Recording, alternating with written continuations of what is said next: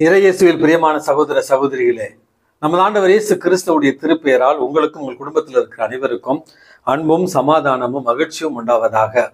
அன்புமிக்கவர்களே, August மாதம் 15ஆம் தேதி தாய் திருநாடாம் இந்தியா சுதந்திரம் பெற்று 77வது சுதந்திர தின விழாவை தான் இன்றைக்கு நம்ம கொண்டாடி கொண்டிருக்கிறோம். அன்புமிக்கவர்களே, இந்தியா என்கிற இந்த மாபெரும் ஜனநாயக நாட்டில் இருக்கிற ஒவ்வொரு மக்களுக்காகவும் ஜெபிக்க உங்களை அன்போடு அழைக்கின்றேன். அரசு தலைவர்கள் மற்றும் நாட்டினுடைய குடிமக்கள் அனைவரும் ஒற்றுமையுடனும் சகோதரத்துவ உணர்வோடும் மத நல்லிணக்கத்தோடும் வாழ இறைவன் நம்மையும் நம் நாட்டில் இருக்கிற ஒவ்வொருவரையும் ஆசீர்வதிப்பாராக. அன்புமிக்கவர்களே, இந்த அருமையான தினத்துல உண்மையாகவே இந்தியா சுதந்திரம் அடைந்து விட்டதா? 77 ஆண்டுகள் கழித்து அனைத்தும் சீராக இருக்கிறதா, சமநிலையில இருக்கிறதா என்று கேள்வி கேட்டோம் என்றால் உண்மையாகவே இல்லை என்கிற பதில் தான் நமக்கு கிடைக்கும்.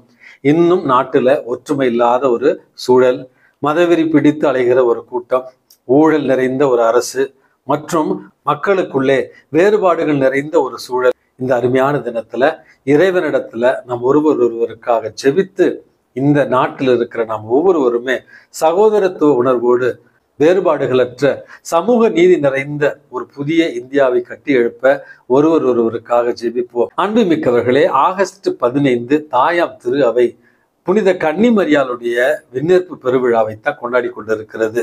அன்புமிக்கவர்களே, கத்தோலிக்க திரு அவையில மிக முக்கியமான ஒரு விழா. திருச்சபையினுடைய தொடக்க காலத்திலிருந்து இன்று வரையில இந்த விழா கொண்டாடப்பட்டு கொண்டு வருகிறது. அன்னை மரியாள் இறைவனுடைய தாய், அன்னை மரியாள் திருச்சபையினுடைய தாய் என்கிற அதே உணர்வோடு அன்னை மரியாளுக்கு இறைவன் தனி பெரும் கருணையால் இந்த ஒரு பேறுபலனை, இந்த ஒரு பாக்கியத்தை கொடுத்தார் என்பதை உணர்ந்து அன்னை மரியாளுக்காக ஏறெடுக்கிற நமக்கு இறைவன் இந்த அன்னை மரியாளுடைய இந்த விண்ணேற்பு பெருவிழா வழியாக கொடுக்கிற அழகான செய்தி, நாமும் அவரை போல வாழ்ந்தால் நமக்கும் என்ன நிகழும் என்பதற்கான ஒரு முன் சுவையாகத்தான் இந்த விழாவை இன்றைக்கு நம்ம கொண்டாடி கொண்டிருக்கிறோம். இந்த விழா என்பது தொடக்க காலத்திலிருந்து திருச்சபையினுடைய தந்தையர்களால் கொண்டாடப்பட்ட ஒரு விழாவாக நம்ம பார்க்கிறோம். ஜெர்மானுஸ் என்கிற ஒரு திருத்தந்தையினுடைய காலத்திலிருந்தே அன்னை மரியாளுடைய இந்த விண்ணேற்பு பெருவிழா கொண்டாடப்பட்டு கொண்டு வருகிறது. பிறகு 5வது நூற்றாண்டுல ஏட்ரியன் என்கிற ஒரு திருத்தந்தையுடைய பெருமுயற்சியால தான் அன்னை மரியாளுடைய விண்ணேற்பு பெருவிழா உலகம் எங்கும் கொண்டாடப்பட வழிவகை செய்யப்பட்டது. அதற்கு பிறகு 1951வது ஆண்டு திருத்தந்தை முதலாம் பத்திநாதர் என்பவர் இதை ஒரு விசுவாச பிரகடனமாக அறிவித்தார். அந்த விசுவாச பிரகடனத்தினுடைய வார்த்தைகளை உங்களோடு இப்பொழுது நான் பகிர்ந்து கொள்ள விரும்புகிறேன். ஆண்டவராகிய இயேசு கிறிஸ்துவினுடைய அதிகாரத்தினாலும் தூய திரு தூதர்களான பேதுரு பவுலினுடைய அதிகாரத்தினாலும் நமது தனிப்பட்ட அதிகாரத்தினாலும் நாம் எடுத்து இயம்பி அறிவித்து கடவுளால் வெளிப்படுத்தப்பட்ட மறை கோட்பாடாக வரையறுப்பது என்னவென்றால், அமல உற்பவியாகிய கடவுளின் தாய் எப்பொழுதும் கன்னிமரியா தனது மன்னக வாழ்வின் பயணத்தை முடித்த பின் விண்ணக மகிமைக்கு உடலோடும் ஆன்மாவோடும் எடுத்து கொள்ளப்பட்டார். எனவே யாராவது வரையறுக்கப்பட்ட இந்த உண்மையை மறுத்தாலோ சந்தேகித்தாலோ அவர் இறை விசுவாசத்திலிருந்தும் கத்தோலிக்க விசுவாசத்திலிருந்தும் பிறண்டு விட்டார் என்று அறிந்து கொள்ளட்டும் என்று திருத்தந்தை அவர்களே தன்னுடைய இந்த விசுவாச பிரகடனத்துல இப்படி அறிவித்திருக்கிறார். விசுவாச கண்ணோட்டத்துல இதை பார்க்கிற நேரத்துல பாவமின்றி ஜென்ம பாவமின்றி உற்பவித்த அன்னை மரியாளுக்கு இறைவன் கொடுத்த உயரிய ஒரு பேறுபலன் தான் இந்த உடலோடும் ஆன்மாவோடும் அவளை விண்ணகத்திற்கு எடுத்துக்கொண்டது. அன்புமிக்கவர்களே, அன்னை மரியாவுடைய வாழ்க்கையில மங்கள வார்த்தை நிகழ்வை நம்ம பார்க்கிற நேரத்துல கடவுளுடைய சித்தத்திற்கும் திட்டத்திற்கும் கீழ்ப்படிந்து இதோ ஆண்டவருடைய அடிமை என்ற அந்த ஒற்றை வார்த்தையின் மூலமாக தன்னுடைய கீழ்ப்படிதலினால் மண்ணுலகிற்கும் மனித குலத்திற்கும் மீட்பரை கொண்டு வருகிற அந்த அற்புதமான நிகழ்வுக்கு தன்னையே கையளித்தவள் தான் அன்னை மரியாள். அந்த கையளிப்புக்கு, அந்த கீழ்ப்படிதலுக்கு, அந்த இறைவனுடைய வாக்கு தத்துவத்தின்படி நடக்க பணிந்ததற்காகத்தான் இறைவன் இவ்வளவு அழகான ஒரு பேறுபலனை கொடுத்திருக்கிறார் என்பதுதான் முதல் செய்தி. அப்படி என்றால் நாமும் நம்முடைய வாழ்க்கையில இறைவனுடைய சித்தத்திற்கு கீழ்ப்படிந்து இறை திட்டங்களை புரிந்து கொண்டு அதற்கேற்றவாறு நம்முடைய வாழ்க்கையை மாற்றிக்கொண்டால் நிச்சயமாக நம்மையும் இறைவன் உயர்த்துவார் என்கிற முதல் செய்தியைத்தான் இந்த விழா நமக்கு தெளிவாக உணர்த்துகிறது.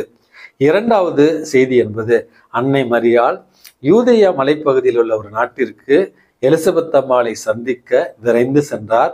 சென்ற அவர் அவரை கண்டவுடன் வாழ்த்தினார் என்கிற ஒரு செயலும், அதற்கு பிறகு அந்த நற்செய்தியினுடைய கடைசி பகுதியில அன்னை மரியாள் அவரோடு 3 மாதங்கள் தங்கியிருந்தார் என்கிற இன்னும் ஒரு செய்தியும் கொடுக்கப்பட்டிருக்கிறது. செயலற்ற விசுவாசம், செத்த விசுவாசம், உயிரற்ற விசுவாசம் என்பதை நம்ம விவிலியத்துல வாசிக்கிறோம்.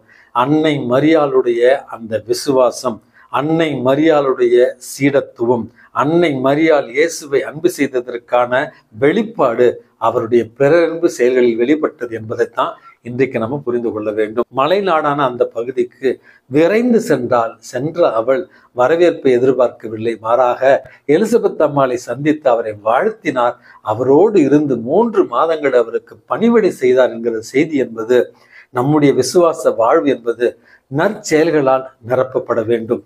வெறும் வார்த்தைகளால் வாழுகிற விசுவாசம் அர்த்தமற்ற ஒரு விசுவாசம். ஆகவே நாம் வாழுகிற நம்முடைய குடும்பங்களில, நாம் பணி செய்கிற இடங்களில, நாம் வாழுகிற இந்த பகுதியில கிறிஸ்துவில் அவன், கிறிஸ்துவில் அவளாக நாம் இருக்க விரும்பினால், கிறிஸ்தவர்கள் என்று அழைக்கப்பட விரும்பினால், நம்முடைய விசுவாசம் செயலுள்ள ஒரு விசுவாசமாக, செயலில் வெளிப்படுத்தப்பட்ட ஒரு விசுவாசமாக, அன்பு பணியின் வாயிலாக வெளிப்படுத்தப்பட்ட ஒரு விசுவாசமாக மாற வேண்டும் என்பதைத்தான் இந்த விழா நமக்கு உணர்த்துகிறது. ஆகவே அன்னையினுடைய இந்த விண்ணப்ப பெருவிழாவில் இறைவன் உங்களையும் உங்கள் குடும்பத்தில் இருக்கிற அனைவரையும் நிறைவாக ஆசீர்வதிக்கும்படியாக ஜெபிக்கிறேன். நீங்களும் உங்களையும் உங்கள் குடும்பத்தையும் அன்னை மரியாளுடைய மாசற்ற அந்த இருதயத்திற்கு ஒப்பு கொடுத்து ஜெபிக்க உங்களையும் வேண்டுகிறேன். எல்லாம் வல்ல இறைவன், தந்தை, மகன், தூய ஆவி உங்களையும் உங்கள் குடும்பத்தில் இருக்கிற அனைவரையும் நிறைவாக ஆசீர்வதித்து பாதுகாத்து வழி நடத்துவாராக. ஆமேன்.